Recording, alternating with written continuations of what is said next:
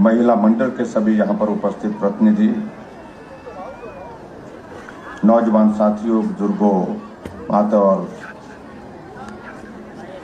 प्यारे बच्चों,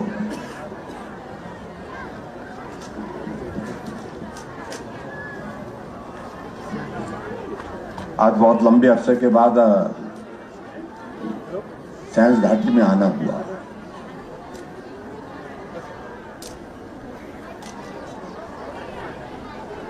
ये घाटी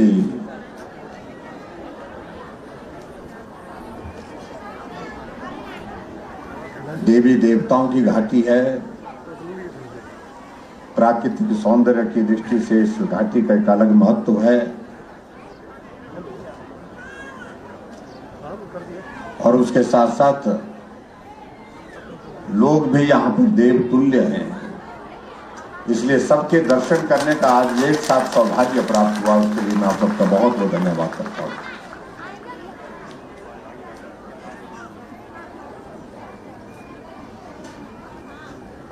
पीछे हमारा एक कार्यक्रम बना था देवता पुंडरीक ऋषि जी के यहाँ आने का, और कार्यक्रम की सारी रूपरेखा भी तय हो गई थी, लेकिन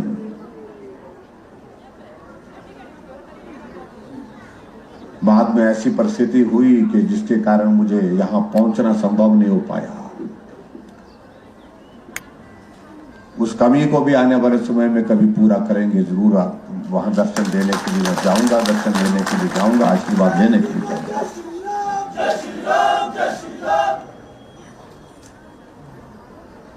और आज मुझे इस बात की प्रसन्नता है कि विशेष तौर से देवता लक्ष्मी नारायण के भव्य मंदिर का निर्माण का कार्य यहां पर होना है, जिसकी शुरुआत आज हुई है। उसके लिए मैं आप सबको बहुत बहुत बधाई देता हूं। बहुत लंबे समय से इस बात को लेकर के प्रयत्न चल रहे थे, प्रयास चल रहे थे, लेकिन उसके बावजूद समय लग गया। लेकिन आज मुझे इस बात की खुशी है कि इस पवित्र कार्य की शुरुआत करने का सौभाग्य मुझे मिला,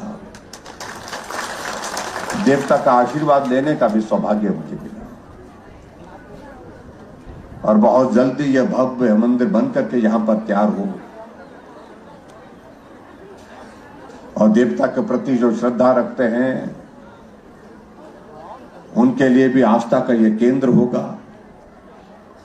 और उसके साथ साथ में पर्यटन की दृष्टि से भी इस क्षेत्र के लिए एक नई चीज जुड़ेगी, ऐसा मेरा मानना है।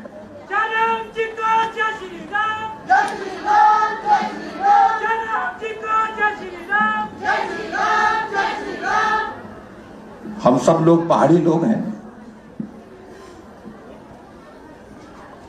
देवी देवता हमारे जीवन का नियमित हिस्सा है, जिसको बोल सकते हैं नियमित। मुझे नहीं लगता है कि गांव में कोई व्यक्ति ऐसा होगा कि जो अपने देवते को प्रणाम किए बिना घर से निकलता होगा, देवते को स्मरण किए बिना घर से किसी काम के लिए निकलता होगा।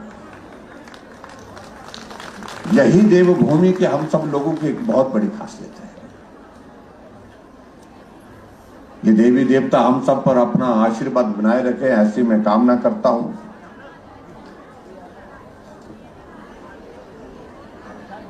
और हिमाचल प्रगति की राह पर तेजी से आगे बढ़े, उसके लिए देवी देवताओं से सबके लिए आशीर्वाद भी मांगता हूं।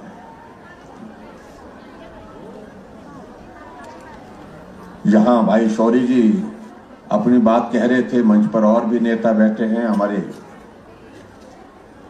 गोविंद ठाकुर जी यहां पर आज के इस कार्यक्रम में हमारे बीच में मौजूद हैं।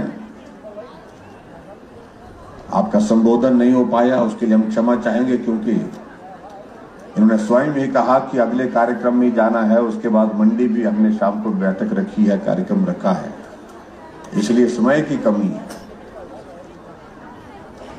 और दूसरी बात ये भी मेरा ये मानना है कि जब हम छोटे छोटे हुआ करते थे, जब मेले में आते थे, तो भाषण सुनने के लिए कोई नहीं आता। मेले में तो आनंद करने के लिए आते हैं।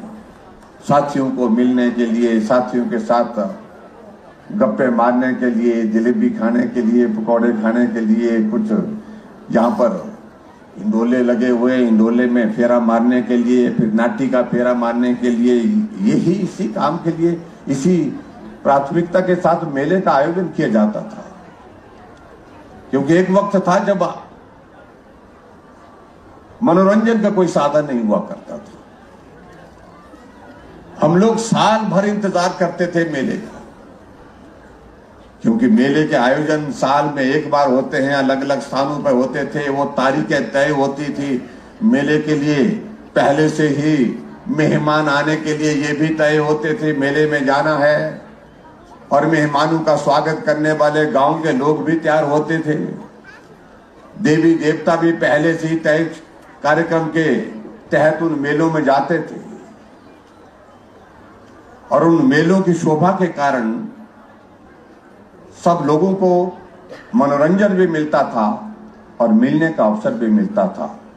और यहां तक कि एक वक्त में तो यह था कि व्यापार के सबसे बड़ा जरिया अगर होता था, मेले जाते थे, लोग सामान खरीदते थे,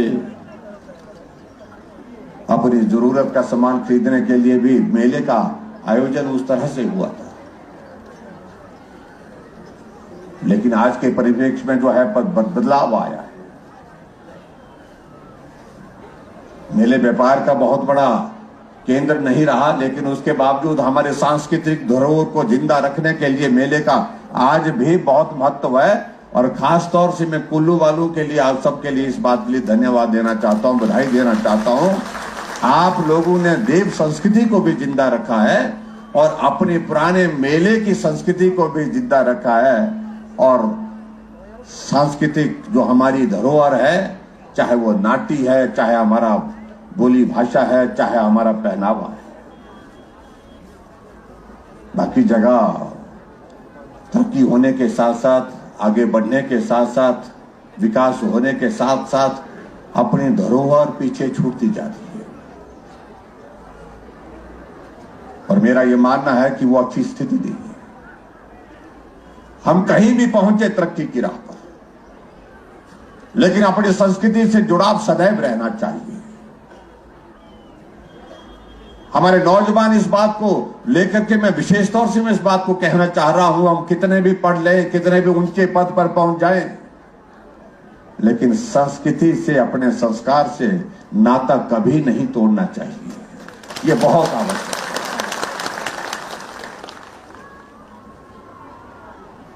और ऐसे में मैं मानता हूं कि कुल्लू में बहुत अच्छी परंपरा है। अगर देवता कहीं मेले में जाता है, एक देवता के साथ एक स्थापित जो व्यवस्था है, उस व्यवस्था के अनुरूप गांव के उस हार के सब जो जिम्मेवार लोग, जिनको उसमें उस देवते के साथ जाना होता है, ड्यूटी लगती है, तय होता है, और वो जाते हैं उस कार्यक्रम का आयोजन, चाहे दिन 2 लगे चाहे 4 लगे, लेकिन देवते की ड्यूटी पूरी करते हैं। लेकिन हमारे यहां पर थोड़ा सा फर्क पड़ने लग पड़ा है। अब देवते को भी गाड़ी लाओ, गाड़ी में डालो, गाड़ी में जल्दी पहुंचाओ, और उसके बाद जो 1 दिन का कार्यक्रम होता था उसको आधे दिन में ही समाप्त करके अपने घर, क्योंकि बोलते जी टाइम नहीं। टाइम तो पहले भी ज्यादा थोड़ी था, और टाइम तो ऐसी चीज है कि जो हमेशा आदमी के पास कम होता रहेगा। लेकिन अपनी संस्कृति और संस्कार के लिए मुझे लगता है कि समय निकालने की आवश्यकता है, वो निकालना चाहिए। यहां शौरी जी कह रहे थे,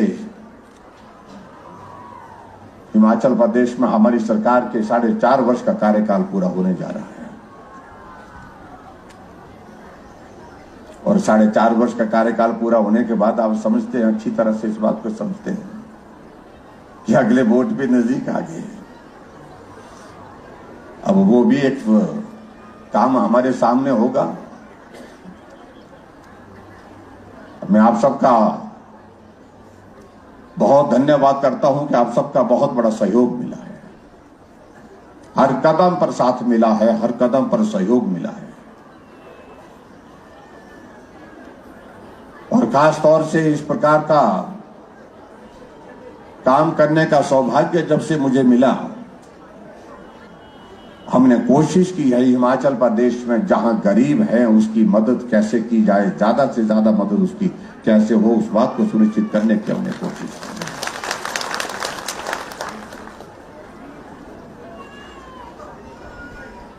इसलिए आपने देखा होगा 4.5 साल के कार्यकाल में हमने हिमाचल प्रदेश में प्रयत्न किया है।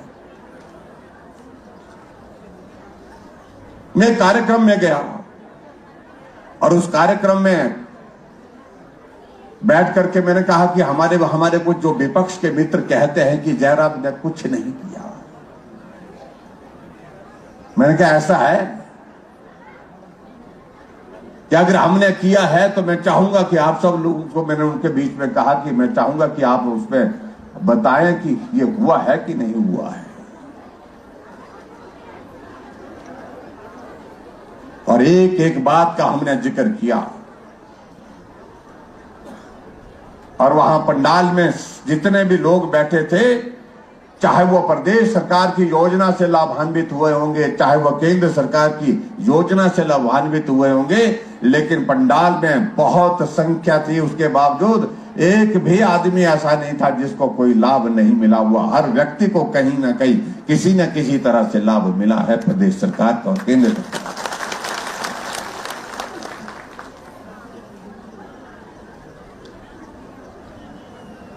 हमने कहा कि पेंशन लगाने का निर्णय हमारा पहला निर्णय था।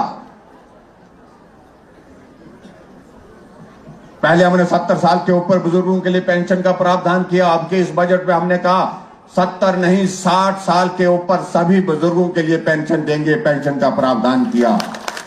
हमने कहा 60 साल से ऊपर जितने भी लोग यहां पर हैं वो हाथ खड़ा करें कि क्या उनको इस बात का लाभ हो रहा है कि नहीं हो रहा है। लोगों के बहुत सारे हाथ खड़े हुए, कहा कि लाभ हो रहा है। और यहां भी खड़े कर रहे हैं, देखो बुजुर्ग लोग हाथ खड़ा कर रहे हैं। हमने आगे बढ़ करके कहा कि यहां माताएं बहनें यहां पर बैठी हैं। आज माताएं बहनें हमको बताएं कि कोई एक घर भी ऐसा बचा है जहां गैस का चूल्हा नहीं पहुंचा है। पहुंचा कि नहीं पहुंचा है? गैस के चूल्हे सब घर में हैं? हाँ हैं तो हाथ खड़ा करो, किसके घर में नहीं तो उसको भी दे देंगे। फिर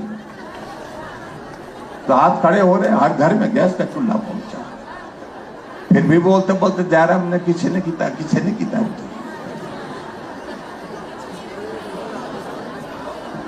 और उसके बाद आगे बढ़ करके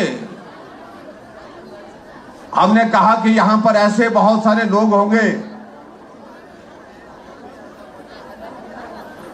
जो किसान हैं और किसान हो करके आदरणीय प्रधानमंत्री नरेंद्र भाई मोदी जी ने उनके खाते में 2000 रुपए डाले होंगे किसान सम्मान निधि के। अगर हैं कोई तो हाथ खड़ा करने के लिए हमने कहा तो सब लोगों ने हाथ खड़े किए। और यहां पर भी देख रहा हूं मैं बहुत सारे लोग हाथ खड़े किए। फिर भी बोलते हैं कि जयराम ने किसी ने किया। उससे आगे बढ़कर के हमने कहा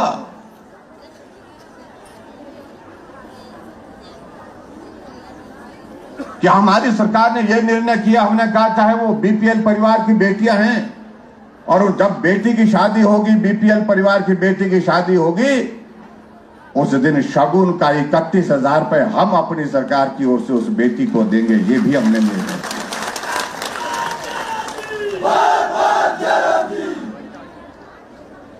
उसे आगे बढ़कर के हमने ये किया, कोई आदमी अगर ऐसा लाचार हो गया, ऐसी बीमारी का शिकार हो गया, चल नहीं सकता है, अपना काम नहीं कर सकता है, चाहे उसकी किडनी फेल हो गई, कैंसर हो गया, एक्सीडेंट हो गया, ब्रेन हेमरेज हो गया, पैरालिसिस हो गया, हम उसके खाते में 3,000 रुपए अगर हर महीने का डाल रहे हैं, हर महीने की उसको मदद पहुंचाने की कोशिश कर रहे हैं।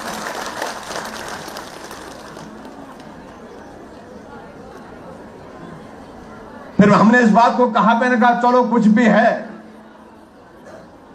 अगर कुछ रह गए हैं तो मुझे एक बात बताओ। मैंने कहा इस कोरोना के दौरान बोलते हैं हमने, मोदी जी ने पूरे देश भर में वैक्सीन की शुरुआत की, तो यहां कोई आदमी ऐसा है को जो वैक्सीन के बिना रहा? मैंने कहा हाथ खड़ा करो बोलो।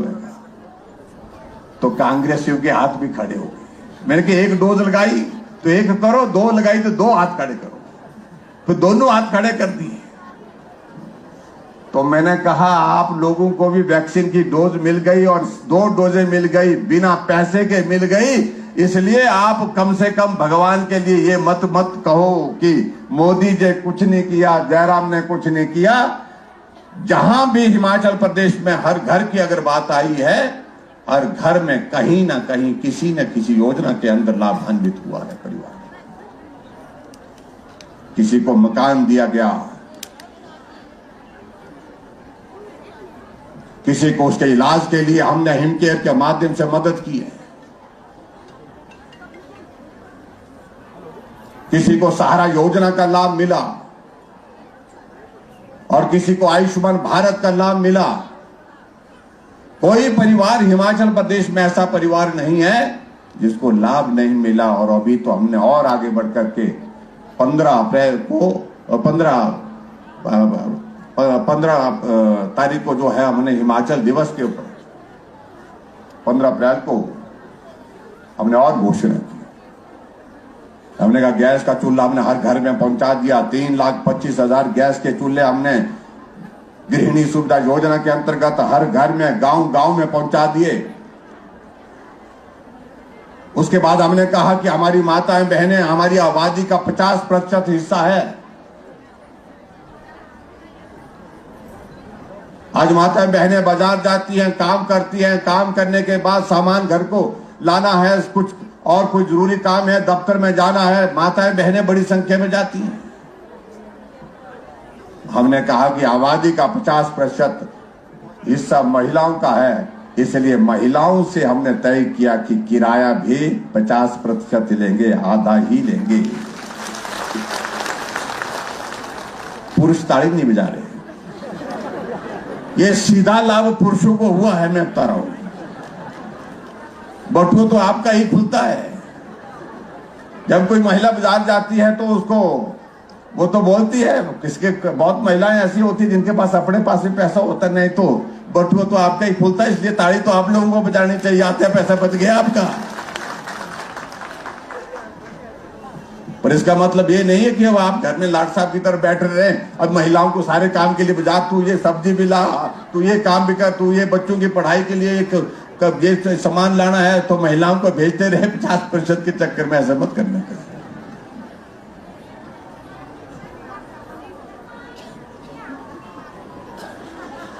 अच्छा, उसके बाद हमने कहा आगे बढ़ करके हमने गांव में नलके लगे हैं, आधे लोग पानी का किराया देते हैं, आधे देते नहीं है। हमने कहा जो आधे नहीं देते हैं तो बाकी जो आधे देते हैं उनसे लेते क्यों है? हमने तय किया कि ग्रामीण क्षेत्रों में जो नलका लगा होगा उसका कोई किराया नहीं लेंगे, उसका कोई पैसा नहीं लेंगे। ये भी हमने तय किया।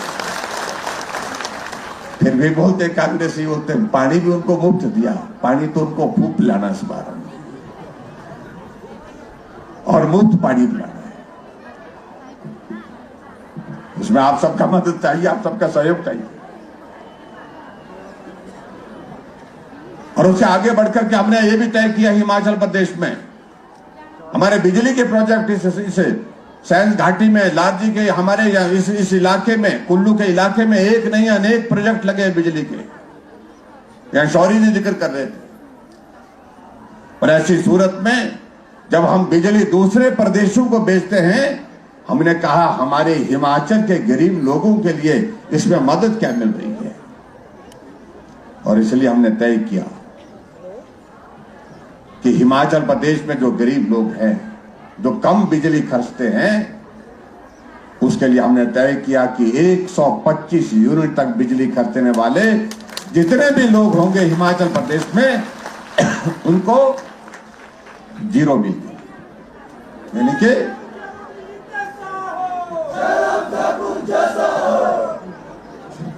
लेकिन अगर ये सारी चीजें अगर हम कर रहे हैं तो आप सबसे भी हमको सहयोग चाहिए। अगर महिलाओं के लिए हमने 50% किराया माफ किया है, कम किया है, उसमें महिलाओं का सहयोग, उनका आशीर्वाद हमको चाहिए। इस बात के लिए हम दावे के साथ कह सकते हैं कि हिमाचल प्रदेश में आने वाले समय में मातृशक्ति अगर खड़ी होगी तो सिर्फ भाजपा के साथ खड़ी होगी, नरेंद्र भाई मोदी जी के साथ खड़ी होगी, भारतीय जनता पार्टी के सहयोग करेगी। हमने आशा वर्कर का, जहां मैं देख रहा था आशा वर्कर की हमारी बहनें यहां पर खड़ा होकर के हमारा अभिवादन कर रही थी, धन्यवाद कर रही थी, वो बैनर लगा करके। क्यों कर रही थी? उन्होंने कोविड के संकट में बहुत मेहनत की, अपने जीवन को भी जोखिम में डाल करके उन्होंने लोगों की जान बचाने के लिए काम किया। और हमने कहा कि अगर काम किया है तो उनकी जो है उनका ऑनरेरियम बढ़ना चाहिए, उनका पैसा बढ़ना चाहिए। हमने उनके पैसे में बढ़ोतरी की और आज तक के इतिहास में सबसे ज्यादा बढ़ोतरी हमने आशा वर्कर को की। और इसी तरह से आंगनवाड़ी वर्कर के लिए भी हमने बढ़ोतरी की। 1700 रुपए की बढ़ोतरी हर महीने की आंगनवाड़ी वर्कर के लिए की और 1825 रुपए हमने आशा वर्कर के लिए की। और एक मजदूरी करने वाला, हिमाचल के इतिहास में पहली बार अगर किसी मजदूर की दिहाड़ी जो है 50 रुपए एक साथ बढ़ी है तो हमारी सरकार ने इस बजट में उसको बढ़ाया है। 50 रुपए का मतलब है कि उस मजदूर को एक महीने का 1500 रुपए का लाभ होगा, 1500 रुपए उसको ज्यादा मिलेंगे, उसकी मेहनत का फल उसको मिलना चाहिए। ये हमारी सरकार ने सोचा और हमने ये सब काम किया है।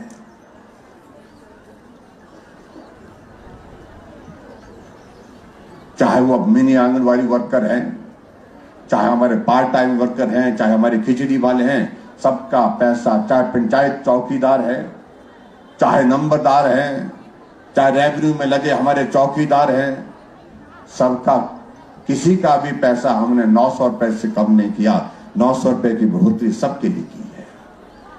आप अंदाजा लगाइए, एक बात का अंदाजा लगाइए, जब कांग्रेस की सरकार थी तो हिमाचल प्रदेश में लगभग 4 लाख जो है वो पेंशन थे, जो पेंशन जिनको मिलती थी, वृद्धावस्था और उसके बाद दूसरे जो पेंशन मिलती है, हैंडीकैप की हो गई, विधवा की हो गई। और हमने ये पेंशन जो है 4 लाख से बढ़ा करके कितने लोगों के लिए दे दी? 7 लाख से ज्यादा लोगों को हिमाचल प्रदेश में पेंशन हमने दी।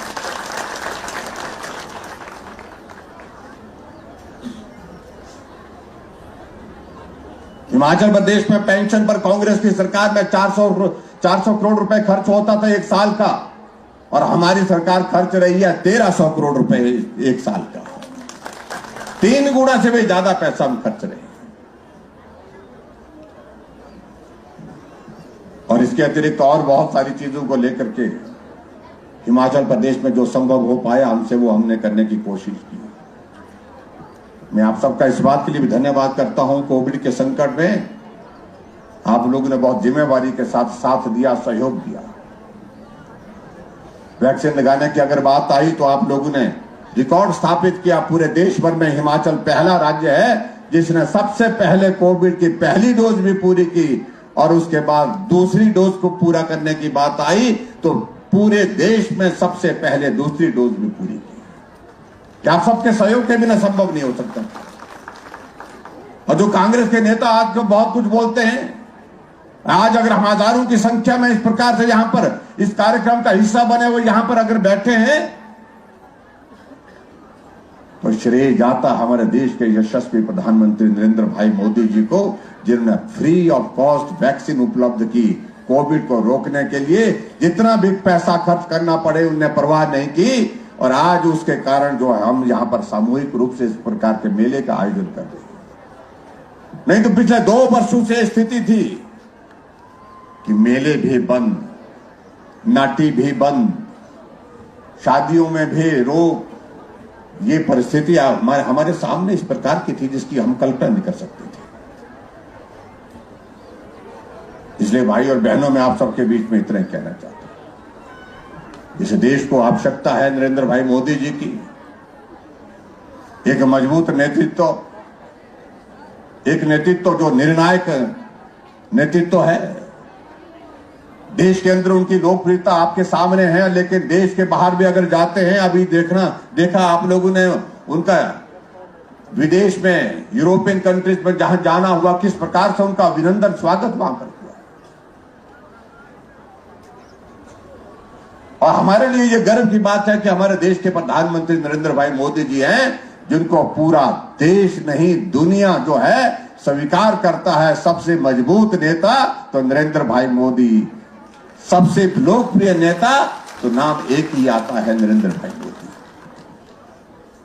इसलिए भाई और बहनों, मेरा आप सबसे यही निवेदन है, ये डबल इंजन की सरकार, केंद्र की सरकार, प्रदेश की सरकार, दोनों मिलकर के हम काम कर रही है।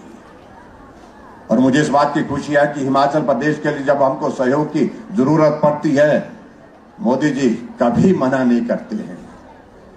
हिमाचल के लिए हमने कहा कि स्पेशल असिस्टेंस की हमको मदद मिलनी चाहिए, थोड़ा ज्यादा मिलनी चाहिए। छोटा प्रदेश है, कोविड के कारण सारा टूरिज्म यहां पर प्रभावित हुआ, कोविड के कारण हमारा विकास यहां पर प्रभावित हुआ।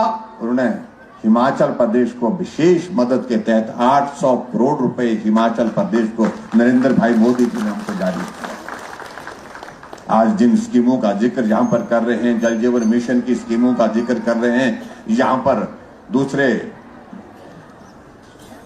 विकास कार्यों का, यहां पर सड़कों का जिक्र हो रहा है, पुलों का जिक्र हो रहा है, भवनों का जिक्र हो रहा है, तो ये डबल इंजन की सरकार की वजह से हो रहा है। आज हमने यहां पर शिलान्यास किया और शिलान्यास में मैं देख रहा था, कुल मिलाकर के जो शिलान्यास हमने यहां किए उसमें तो 2 चीजों का प्रमुख रूप से था, लेकिन इसके अलावा अभी हम भंडार में भी जाने वाले हैं। 57 करोड़ रुपए के शिलान्यास हुआ, उद्घाटन वहां पर है, और कुल मिलाकर के आज के दिन इस विधानसभा क्षेत्र में 62 करोड़ रुपए के उद्घाटन और शिलान्यास होने वाले हैं।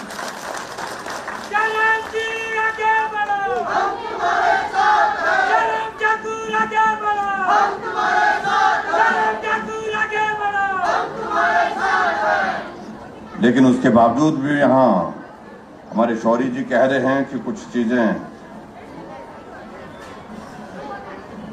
हुई हैं, अच्छी हुई हैं, लेकिन कुछ चीजें और होनी चाहिए। और मैं इनको कह रहा था कि अब तो भाई जितना विकास की दृष्टि से आपके इस विधानसभा क्षेत्र में किया जा सकता था वो हमने करने का प्रयत्न किया है, प्रयास किया है। लेकिन इसके अलावा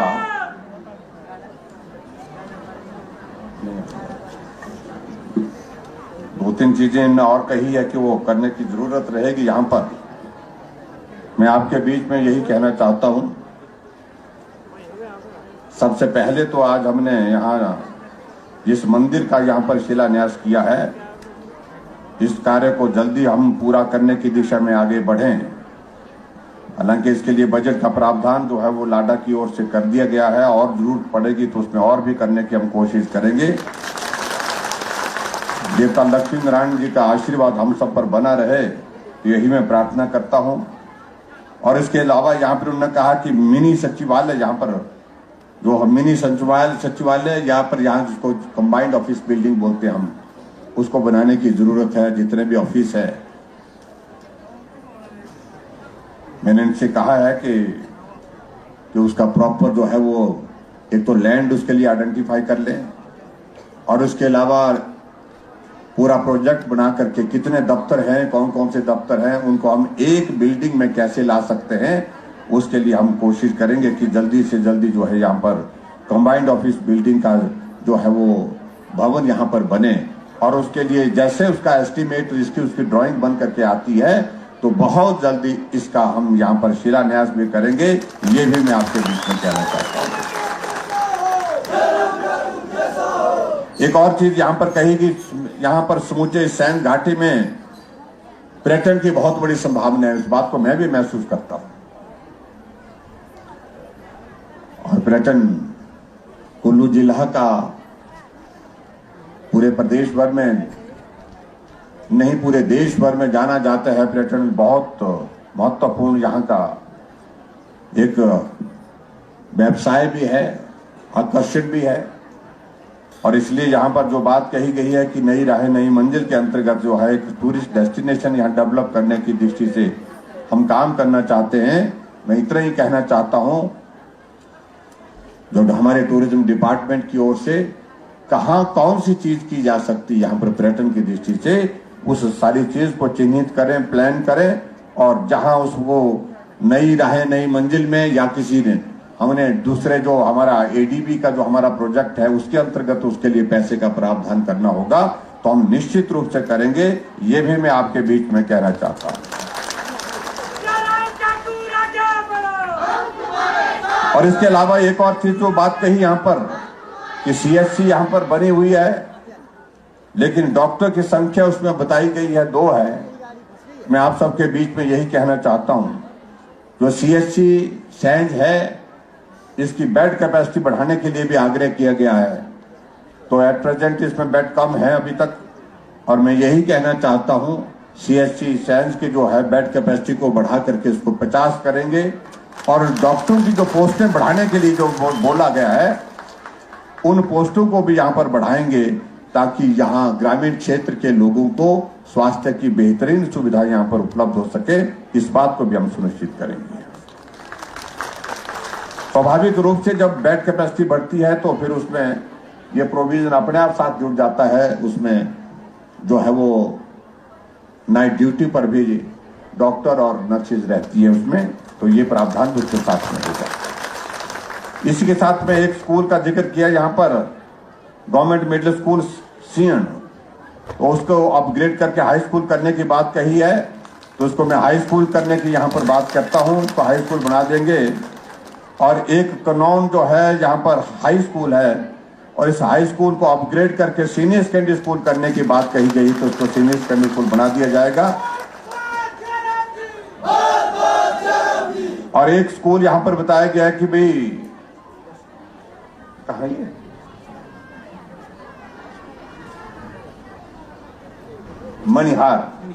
मणिहार में बताया कि गड़सा घाटी में है, और ये प्राइमरी स्कूल है, इस स्कूल को मिडिल स्कूल करने की भी मैं यहाँ पर घोषणा करता हूं ताकि वहां बच्चों को सुविधा मिल सके।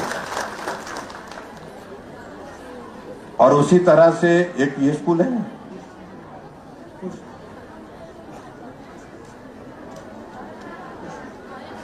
कोशीधार करके, हाँ कोशीधार करके ये स्कूल है, और इसमें ये स्कूल प्राइमरी स्कूल है, इसको अपग्रेड करके मिडिल स्कूल करने की बात कही गई है, लेकिन बच्चे होने चाहिए।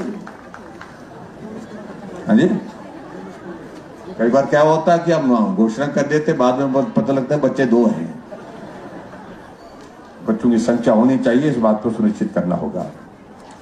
और उसी तरह से आगे बढ़कर के जो एक सैंज घाटी के जो विस्थापकों से समस्या है, जो जिसको बार बार आप कहते हैं, उसके समाधान के लिए हम लगातार प्रयत्न कर रहे हैं। जो आरआर प्लान का जो उसमें एक जिक्र आया है, उस कमी को उसको दुरुस्त करने की कोशिश कर रहे हैं। उसका रास्ता निकल आएगा तो हम कोशिश करेंगे उसका कोई न कोई समाधान निकले, और ताकि उन लोगों को जो प्रभावित है उनको उसका लाभ मिल सके, इस बात को भी हम सुनिश्चित करेंगे। एचपीपीसीएल के अंतर्गत जो है वो लाडा के लिए जो लाडा का जो पैसा बताया गया कि 9 करोड़ रुपए है, तो उसमें मैं सिर्फ इतना ही कहना चाहता हूं कि थोड़ी टेक्निकल चीजों को लेकर के थोड़ा उलझा हुआ है वो, लेकिन वो बहुत जल्दी उसको भी हम करके तैयार करें, उसका अभी कोई समाधान निकालेंगे ताकि आपको डेवलपमेंट के लिए ये जो है ये पैसा आप मिल सके, ताकि इस क्षेत्र के विकास के लिए आप काम कर सके।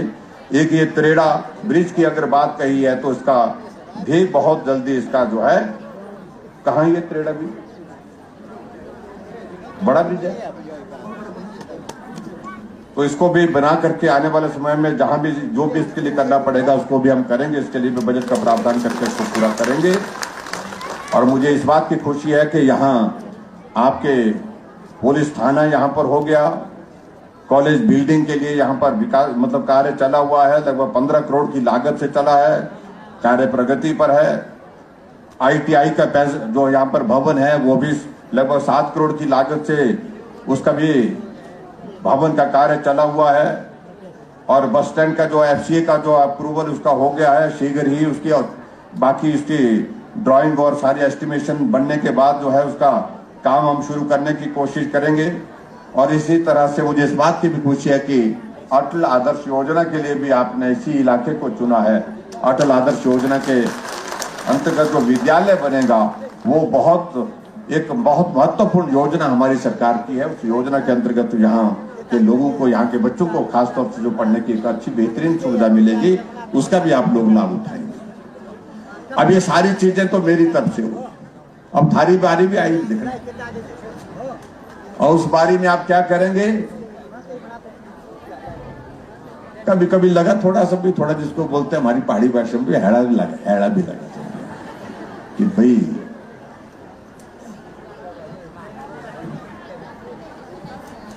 पीछे एक फेरा आया लोकसभा के चुनाव का, धोरण की तत्व नहीं की तरह तुम खरी मानना चाहे बुरी मानना, जैसी उम्मीद थी उसके मुताबिक कमी रह गई। हमने कमी नहीं छोड़ी, लेकिन कमी आप लोगों की तरफ से छूटी है भाई। ये नहीं छूटनी चाहिए, आने वाले समय में नहीं छूटनी चाहिए। ये हमारा रिश्ता ऐसी कमी छूटने से कमजोर होता है। इस रिश्ते को मजबूत करने की जरूरत है। आपके ही काम आएगा, ये मैं आपको कहना चाह रहा हूं कि हम पहाड़ी लोग हैं, गांव के लोग हैं, और पहाड़ी अगर आगे बढ़कर के अगर काम करने की अगर बात करेंगे भी, तो कम से कम इस बात को मैं जरूर कहना चाहूंगा, पहाड़ के लोगों के दुख दर्द को जो करीबी से समझता है, जिसने ये पहाड़ उतरे हैं, चढ़े हैं, जिंदगी भर इसमें उस उतार चढ़ाव की जिंदगी को देखा है, महसूस किया है, तो मैं कह सकता हूं शायद ही दूसरा कोई आदमी उस पहाड़ी की जो है उस पीड़ा को समझ सकता है। इसलिए मेरा आप सबसे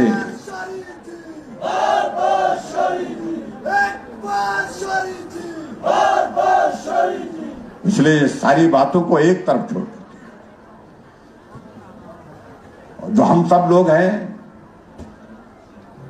हमारा एक रिश्ता है, हम नजदीक के हैं, हमारा एक कल्चर है, हमारा एक सुबह शाम हमारे मिलने का सिलसिला है। इसे मजबूत करने की आवश्यकता है, मजबूत रखने की आवश्यकता है।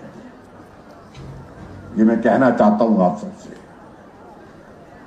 काम कुछ आज होंगे, कुछ कल होंगे, कुछ परसों होंगे, क्योंकि काम जिंदगी में खत्म नहीं हो, जिंदगी खत्म हो जाती है लेकिन काम कभी खत्म नहीं होते। मैं इस बात को कहता हूं। लेकिन कभी जो भावनाओं का रिश्ता है, वो रिश्ता जो है वो महत्वपूर्ण होता है, उसको समझने की आवश्यकता है। और इस बात को मैं दावे के साथ कह सकता हूं कि आपकी पीड़ा हमसे बेहतर कोई दूसरा समझेगा, ऐसा मुझे लगता नहीं। मैं इस बात को मैं दावे के साथ कह सकता हूं, क्योंकि हमारा रिश्ता इस तरह का है।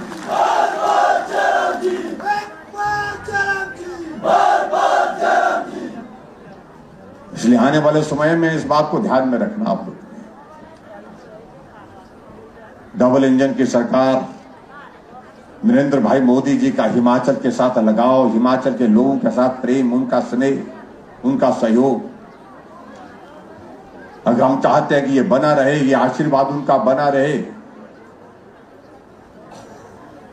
तो सारी बातें छोड़ करके हमको मिल करके आगे एक दिशा में बढ़ना है कि जहां दिल्ली में भारतीय जनता पार्टी की नरेंद्र भाई मोदी जी के नेतृत्व में सरकार चल रही है, उसी तरह से हिमाचल प्रदेश में भी भारतीय जनता पार्टी की सरकार चल रही है। और ये मैं कहना चाहता हूं, हमारे दूसरे मित्र बहुत आजकल थोड़ा उछल कूद कर रहे हैं और चिल्ला करके बोल रहे हैं कि बस आए हम, हमारी बारी आ गई। उनको इस बात को समझाना पड़ेगा, और मैं समझता हूं कि वक्त ने समझा भी दिया है। अब बारी का रिवाज खत्म हो गया। उत्तराखंड में अभी चुनाव हुए, बारी के हिसाब से कांग्रेस वाले बोल रहे थे कि हमारी बारी है, नहीं आई बारी उनकी, बारी फिर धामी जी की वहां पर आई, फिर भारतीय जनता पार्टी की सरकार वहां पर बनी। और बारी का जिक्र उत्तर प्रदेश में कर रहे थे। 37 वर्षों के बाद फिर से भारतीय जनता पार्टी के बाद फिर भारतीय जनता पार्टी की सरकार सत्ता में आई, सरकार के बाद फिर वही सरकार। 4 राज्यों में आपने देखा भारतीय जनता पार्टी की सरकार थी, चारों राज्य में भाजपा की सरकारें बनी, उत्तराखंड में, उत्तर प्रदेश में, गोवा में, मणिपुर में। और जो बोलते थे कि हमारी बारी आई, पंजाब में तो ऐसे बोलते थे बस हम तो बस चन्नी साहब तो आ गए, बस आ गए। परिणाम निकला, चन्नी साहब 2 जगह से लड़े, दोनों जगह से ही चुनाव हार गए। जो पार्टी पूरे देश भर में खत्म हो गई। उत्तर प्रदेश में 403 सीटें हैं, 403 में से कितनी सीटें आई? 2। अब आप अंदाजा लगाइए, पूरे देश भर में उनका साम्राज्य समाप्त हो गया। 1-2 प्रदेशों में कहीं बची है, वो भी जाने वाली है। लेकिन हिमाचल प्रदेश में मैं इस बात को मैं जरूर कहना चाहता हूं कि जिस प्रकार से हमने गरीब लोगों के लिए सेवा करने का हमने प्रयत्न किया है इन 4.5 वर्ष के कार्यकाल में, गरीब आदमी की जिंदगी इस कोविड के दौरान किस प्रकार से बचाई जा सके, वो कांग्रेस के लोग उनके जमाने में 50 साल सत्ता में रहने के बाद दो यहां पर ऑक्सीजन प्लांट हिमाचल प्रदेश में थे, एक शिमला में, एक टांडा में। आज मेरे हिमाचल प्रदेश में 50 ऑक्सीजन के प्लांट लगे हैं, 50 ऑक्सीजन। जो कांग्रेस के लोग 50 साल सत्ता में रहे, 50 वेंटिलेटर हिमाचल प्रदेश में थे, उसमें से 30 चलते थे, 20 चलते नहीं थे। आज मेरे हिमाचल प्रदेश में 1050 वेंटिलेटर हिमाचल प्रदेश में।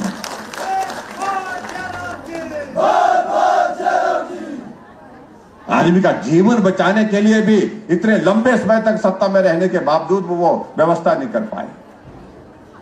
इसलिए अगर बातें कहने की होगी, चुनाव के दिन आएंगे तो उस वक्त हम बात करेंगे।